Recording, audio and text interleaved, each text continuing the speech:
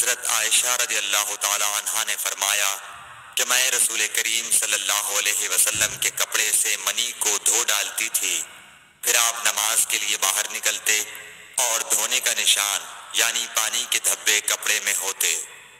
صحیح بخاری حدیث نمبر 231۔ حضرت عائشہ رضی اللہ تعالی عنہا رسول کریم صلی اللہ علیہ وسلم کے کپڑے سے منی کو دھو ڈالتی تھیں۔ وہ فرماتی ہیں کہ پھر کبھی میں ایک دھبا یا کئی دھبے دیکھتی تھی۔ صحیح بخاری حدیث نمبر 232۔ کچھ لوگ اوکل یا اورینا قبیلوں کے مدینے میں آئے اور بیمار ہو گئے۔ رسول اللہ صلی اللہ علیہ وسلم نے انہیں لقاح میں جانے کا حکم دیا اور فرمایا کہ وہاں اونٹوں کا دودھ اور پیشاب پئیں۔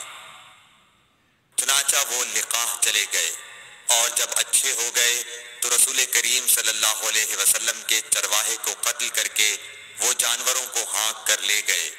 الصبح رسول کریم صلی اللہ علیہ وسلم کے پاس اس واقعے کی خبر آئی تو آپ نے ان کے پیچھے آدمی دوڑائے۔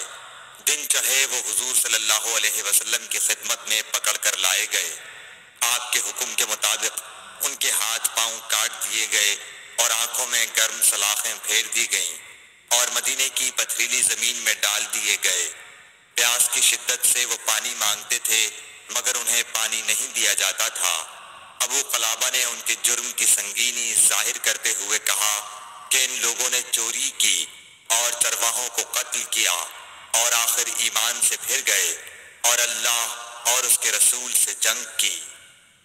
صحیح بخاری حدیث نمبر 233۔ رسول اللہ صلی اللہ علیہ وسلم مسجد کی تعمیر سے پہلے نماز بکریوں کے باڑے میں پڑھ لیا کرتے تھے۔ صحیح بخاری حدیث نمبر 234۔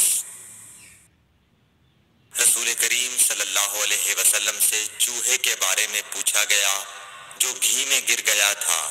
فرمایا اس کو نکال دو اور اس کے آس پاس کے گھی کو نکال پھینکو اور اپنا باقی گھی استعمال کرو۔ صحیح بخاری حدیث نمبر 235۔